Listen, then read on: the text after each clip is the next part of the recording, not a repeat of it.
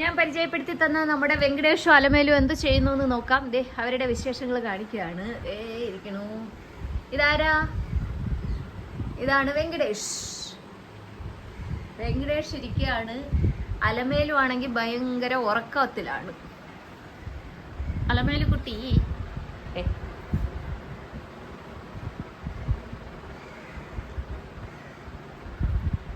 ഇവിടെ ഒക്കെ ആയിട്ട് ഇണങ്ങി വരുന്നതേ ഉള്ളൂ അവര്.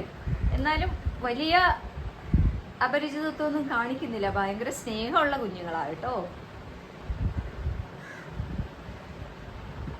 ഞങ്ങളുടെ മുകളില് പൂച്ച വീട് കുറച്ച് മുകളിലായിട്ടാണ്. അവിടെ ഒത്തിരി പേരുണ്ട്, ഒരു 40ഓളം പേരുണ്ട്. അവരെല്ലാം ഇവിടെ ഒരു 4-5 പേര് മാത്രമേ ഉള്ളൂ. ബാക്കിയുള്ളവരെല്ലാം മുകളിലാണ് ഉള്ളത്. ഇവിടെ ഞാൻ ഇങ്ങോട്ടേക്ക് താമസം മാറിയപ്പോൾ ഒരു 5 പേര് എന്നോടൊപ്പം ഇങ്ങോട്ട് കൂടി.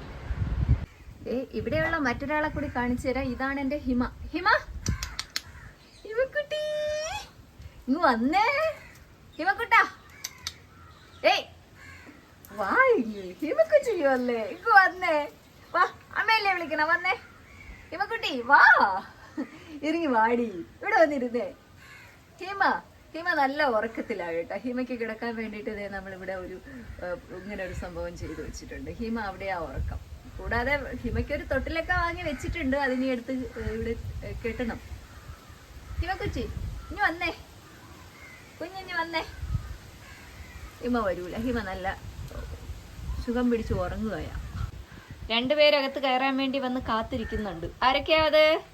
സുന്ദരി, ഇതാരാ മോള്?